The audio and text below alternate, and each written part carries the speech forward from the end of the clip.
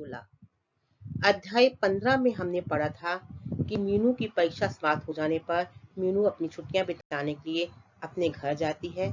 तो वहां पर क्या है, आशा की शादी की तैयारियां शुरू हो जाती हैं। उसकी शादी को 2 महीने ही रह जाते हैं।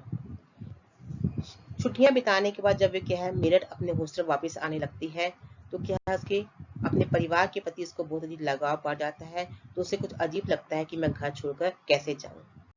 हॉस्टल पहुंचने पर उसे कई नए चेहरे, कई लोग दिखते हैं जो हॉस्टल में जिन्होंने न्यू एडमिशन लिया था, सबको देखकर मिलती है और अपनी सहेली माया से जैसे ही मिलती है उसका चेहरा खिल उठता है। कॉलेज शुरू होते ही से उनकी पढ़ाई शुरू हो जाती है। हॉस्टल आने के बाद माँ ने उससे कहा था कि आशा की शादी के लिए कुछ क्या है पैसे दिए थे कि शादी के लिए कुछ साड़ी और चप्पल खरीद ले। एक दिन वे रविवार के दिन क्या है मीनू क्या है माया को ले जाकर क्या है खरीदारी करने जाती है। तो जैसे वे चप्पल की दुकान में जाती है, वहां उसकी मुलाकात अमित से होती है।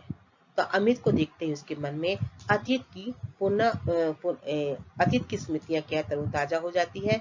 वे उसे देखते ही उस दुकान से बाहर आ जाती है और चप्पल खरीदे बिना ही बाहर आ जाती है। माया उससे बहुत बार पूछती है कि क्या हुआ, परंतु माया को वे कोई जवाब नहीं देती। तो साड़ियां वाड़ियां खरीदने के जैसी डब्बे लेकर अपने हॉस्टल पहुंचती है। उसकी सभी सहेलियों से घेर लेती हैं, उससे कई तरह के प्रश्न पूछती है, क्या तुम अपनी शादी के लिए इतनी साड़ियां खरीद के लाई हो। बाद में मीनू को अपनी बहन की शादी के बारे में बताती है तो सभी क्या चुप हो जाती है। अभी अध्याय 16 का हम अध्ययन करेंगे।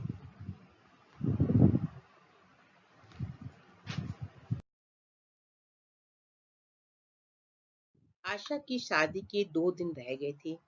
मीनू भी मेरठ से 3 दिन पहले आ गई थी। उसने घर आकर माँ के साथ काफी काम कराया और काफी काम अभी बाकी था जो कि अगले 2 दिन में करना था। आशा यद्यपि मीनू की छोटी बहन थी, परंतु मीनू को कभी भी ये एहसास नहीं हुआ कि उसकी छोटी बहन की शादी उससे पहले हो रही है। उसकी बुआ जी भी शादी से 2 दिन पहले आ गई थी। मीनू के पिताजी व माँ को इस बात की शंका थी कि कहीं मीनू की बुआ जी उसे ऐसे शब्द न कह दे जो उसके हृदय को ठेस पहुंचाए, क्योंकि वे उनकी आदत को जानते थे। अवसर पाकर दयाराम जी ने अपनी बहन को अलग कमरे में बुलाया और कहा, बहन जी, ऐसा है कि आप मीनू से उसकी शादी के विषय में कुछ ना कहना। तो अभी अध्याय 16 में बताया गया कि आशा की शादी के 2 दिन रह जाते हैं। तो मीनू फिर क्या अपने हॉस्टल से क्या है शादी के 3 दिन पहले क्या है अपने घर क्या मीरा को वापस आ जाती है। अपने माँ के काम में उन्हें हर समय क्या मदद करती है। तो मतलब इतना सब खरीदार मतलब मीनू के मन में मतलब ये बताया गया है कि मीनू के मन में एक बार भी ऐसा नहीं लगता कि उसकी छोटी बहन की शादी पहले हो रही है। तो इस बात का उसका क्या है सब किसी के सामने वो शो नहीं करती। तो अभी उनकी जब बुआ जी जो है जो कि बहुत अधिक बातें करती थी, तो उसकी माँ को हंस में ये रहती थी कि उसकी माँ क्या है बुआ जी क्या है मीनू से कुछ ऐसी उसकी शादी के बारे में बात ना कर दे जिससे मीनू के मन को ठेस पहुंचे। तो मीनू के पिताजी अपनी बहन को अलग बुलाकर कहते हैं तो मीनू से उसकी शादी के विषय में कोई बात नहीं करना। बुआ जी, ना भैया, मैं तो उससे कुछ भी नहीं कह रही हूँ, पर हाँ, तुम पहले आशा की शादी क्यों कर रहे हो? पहले तो मीनू की शादी करनी चाहिए थी। बड़ी को छोड़कर छोटी की शादी नहीं करते हैं। उनकी ये बात सुनकर पिताजी नम्रता पूर्वक बोले, बहन जी, आजकल इन लोगों को कौन मानता है? और फिर मीनू वकालत पढ़ रही है, अभी उसकी शादी कैसे हो सकती थी? इतना कहकर पिताजी अपने काम में व्यस्त हो गए। अगले दिन सुबह से ही शादी की अनेक रस्में शुरू हो गई। एक रस्म के अनुसार बड़ी बहन को आरती उतारना होता है। जैसे ही उस रस्म का नंबर आया, बुआ जी बोली, मीनू की माँ, इस रस्म को कौन करेगा? सामने बैठी मीनू की ओर इशारा करते हुए माँ बोली, बड़ी बहन ही करती है, ये रस्म इसलिए मीनू ही करेगी। मीनू? अरे मीनू कैसे कर सकती है? ये रस्म तो शादीशुदा बहन ही कर सकती है। मीनू की तो अभी शादी ही नहीं हुई। बुआ जी कुछ उत्तेजित होकर बोली। तो जब पिताजी ने क्या अपनी बहन को समझाया कि मीनू के बारे शादी के बारे में उससे मीनू के सामने कोई चर्चा ना करे, तो उसकी बुआ जी अपने भाई को यही कहती है, नहीं, मैं तो उससे कुछ नहीं कहूंगी, पर तुम आशा की शादी क्यों पहले कर रहे हो? तुम्हें मीनू की शादी क्या है पहले करनी चाहिए। तो उनकी बात सुनकर पिताजी भी अपनी बहन को कहते हैं कि आजकल इन पुरानी बातों को कौन मानता है कि बड़ी बहन के होते छोटी बहन की शादी पहले नहीं कर सकते। आजकल कोई इन लोगों को पढ़ा लिखा जमाना आ गया, सब पढ़े लिखे हैं, तो इन बातों को कोई नहीं मानता है। मीनू अभी वकालत कर रही है, जब उसकी वकालत कम हो जाएगी, अपने पैरों पर खड़ा हो जाएगी, तभी उसकी शादी हम कर देंगे। इतना कहकर ये मीनू के पिताजी अपनी बहन से बोलकर अपने काम में व्यस्त हो गए। तो ऐसे ही क्या, जब शादी का समय आ गया, शादी में अनेक रस्में होती थी।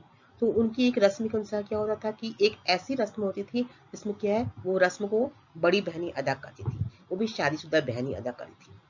जब उस रस्म का नंबर आया तो बुआ जी ने पूछा कि हाँ, ये कौन रस्म करेगा। मीनू की माँ से पूछा तो मीनू की माँ ने कहा कि मीनू करेगी। तो उसकी बुआ जी जो क्या है, बहुत अधिक ये सब फालतू बातों को विश्वास करने वाली थी। बोलती नहीं, ये रस्म को क्या एक शादीशुदा बहन ही कर सकती है, और मीनू की अभी शादी नहीं हुई है। ऐसा क्या, उसकी बुआ जी ने कुछ उत्तेजित होकर बोला। मीनू, अरे मीनू कैसे कर सकती है, ये रस्म तो शादीशुदा बहन ही कर सकती है, मीनू की तो अभी शादी ही नहीं हुई। बुआ जी कुछ उत्तेजित होकर बोली। ये बात सुनकर सामने बैठी मीनू का चेहरा मुरझा गया। मीनू के मुरझाए चेहरे को देखकर माँ उसकी मनस्थिति समझ गई और बुआ जी से बोली, आजकल कौन मानता है इन सब बातों को, मीनू ही करेगी सारी रस्में। ये कहकर माँ पूजा का थाल सजाने लगी। जो ही मीनू ने रस्म शुरू की, आस पास की सभी महिलाओं की कटाक्षपूर्ण निगाहों ने मीनू को बेचैन कर दिया।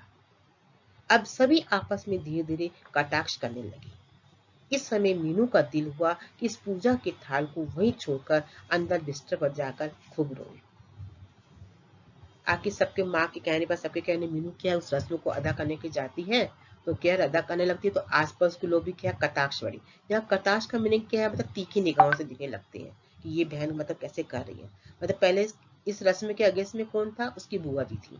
अभी आस पड़ोस के लोग भी क्या है, उसको क्या है, इस मतलब गलत समझ रहे थे कि ये रस्म क्या है, शादीशुदा बहन ही कर सकती थी। तो सबकी नजरों से देखकर क्या है, मीनू को क्या है, बहुत गिल्टी फील हुई थी। उसके मन में आया कि मैं पूजा का थाल छोड़ दूं और अपना कमरे में जाकर खूब रो। मतलब मीनू का मन क्या, वो सबके सामने कुछ अपने मन की मनोभावों को प्रकट नहीं कर पाई थी, परंतु उसका मन के अंदर से बहुत अधिक बेचैन था। परंतु उसने संयम से काम किया। रस्म पूरी हो जाने पर भी वहां से हटी। जैसे ही अंदर कमरे में गई, एकांत में उसका हृदय रो पड़ा। उसके नेत्रों से आंसू टपक पड़े। इतने में आशा ने कमरे में प्रवेश किया। आशा को देखकर उसने झटपट अपने आंसू पोंछे, वो अपने को संयत करके आशा से बातें करनी शुरू कर दी। अगले दिन घर में विशेष चहल पहल थी। काफी मेहमान आ चुके थे। बारात आने में कुछ ही घंटे रह गए थे। बच्चे एक समूह में एकत्रित होकर खेल रहे थे। सभी बड़े व्यक्ति काम में व्यस्त थे। आखिर रस्म पूरे करने के बाद क्या मीनू कमरे में आकर रो रही थी। इतने में आशा आई। आशा को देखकर क्या चुप हो गई, और क्या है, दूसरे दिन क्या सब शादी की तैयारियों में अपने अपने काम में व्यस्त हो गए। शाम के समय कुछ रस्में होने के बाद आशा को तैयार होने के लिए ऊपर वाले कमरे में भेज दिया गया।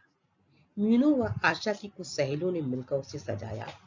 लाल रंग के लहंगे में आशा का रंग रूप और अधिक निखर आया था। जो कोई भी उसे देखता, उसके रंग रूप की प्रशंसा करता। आशा के विवाह में पहनने के लिए मीनू ने एक साड़ी खरीदी थी। वैसे तो साड़ी पहनने में उसे बहुत अधिक परेशानी अनुभव होती थी, क्योंकि शुरू शुरू में साड़ी संभालना कोई आसान काम तो नहीं है। परंतु उसने अपने लिए विशेष तौर से विवाह में पहनने के लिए साड़ी खरीदी थी, इसलिए उसने साड़ी को ही पहना। हरे रंग की उस साड़ी में मीनू सुंदर लग रही थी। हल्का सा मेकअप करने के बाद उसका रंग रूप निखर आया था। उसे साड़ी पहनने का अभ्यास नहीं था, इसलिए उसने साड़ी बांधकर पिन ठीक प्रकार से लगा लिए थे, जिससे किसी प्रकार की असुविधा न हो। झटपट तैयार होकर मीनू नीचे उतर आई। घर में काफी मेहमान आ चुके थे। उसने उन सबका स्वागत किया। इतने में आशा की दो सहेलियां आ गई। मीनू उनसे बातों में व्यस्त हो गई। तभी उसका ध्यान उन दो महिलाओं की ओर आकर्षित हुआ, जो आपस में बैठी बातें कर रही थी। पहली महिला ने पूछा, इनकी बड़ी बेटी कहाँ है, इसकी अभी शादी नहीं हुई। दूसरी महिला ने मीनू की तरफ इशारा करते हुए कहा, ये सामने जो हरे रंग की साड़ी में खड़ी है वही बड़ी बेटी है। तीसरी महिला बोली, लड़की तो बड़ी भी सुंदर है, फिर इसकी शादी क्यों नहीं हुई। तो अभी देखो यहाँ भी शादी के दिन जब मीनू क्या तैयार हुई तो जो घर में मेहमान आए तो वो भी क्या तरह तरह की बातें बनाने लगी आपस में। एक पूछ रही वो जिसकी शादी नहीं हुई लड़की कौन है, दूसरी इसकी तरफ इशारा कर रही है।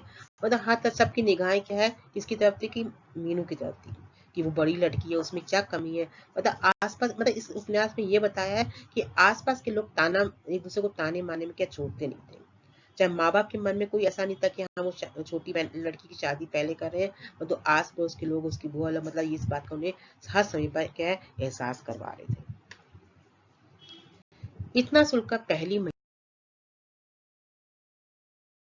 बोल पड़ी, क्या पता चलता है आजकल की लड़कियों का, बड़े नखरे होते हैं इनके। दूसरी महिला जो कि मीनू के परिवार को अच्छी तरह जानती थी बोली, ये लड़की वकालत पढ़ रही है, इसलिए इसने अभी शादी करने से मना कर दिया है। तभी पहली बोल पड़ी, पढ़ाने के चक्कर में कौन अपनी बेटियों को इतना जवान रखता है, आधी उम्र तो पढ़ाई के चक्कर में निकल जाती है। मीनू आशा की सहेलियों के साथ बातें कर रही थी, परंतु उसके कान उन महिलाओं की बातें सुन रहे थे। ये सब बातें सुनकर वे बहुत ऊब चुकी थी। क्या इस समाज में किसी को अपनी तरह जीने का अधिकार नहीं?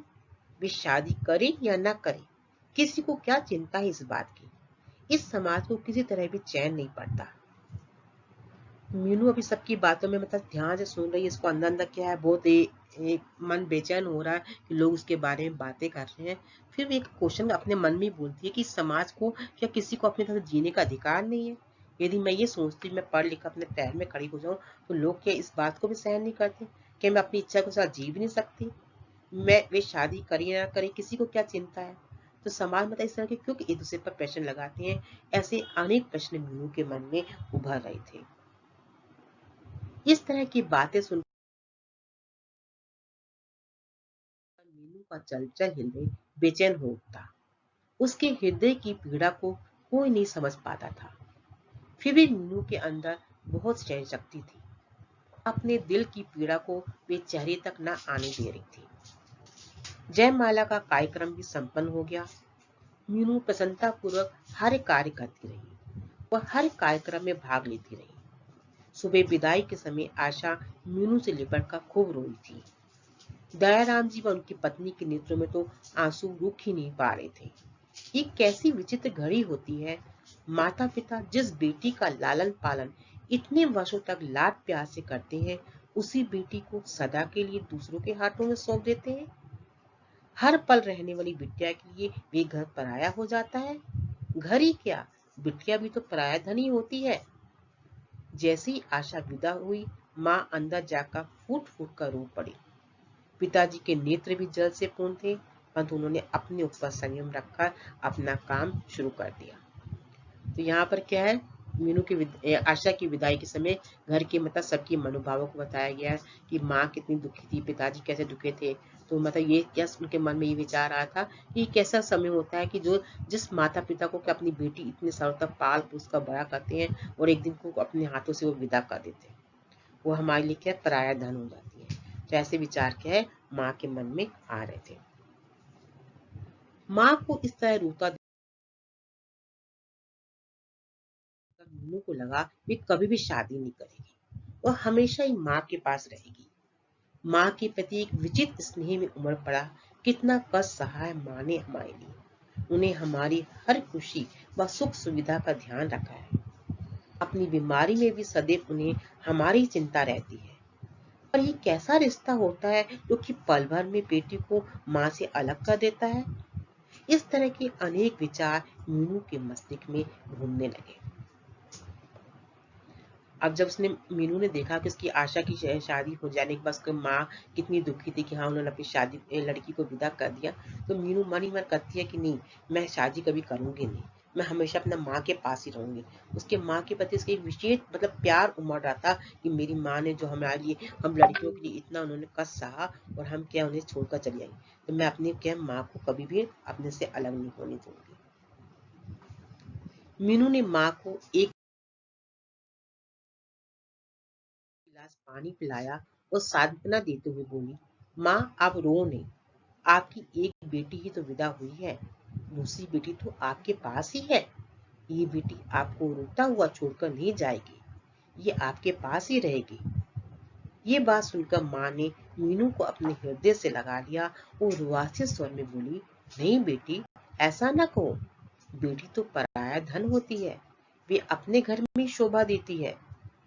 इतने में दयाराम जी अपनी पत्नी के लिए बुलाकर ले गए।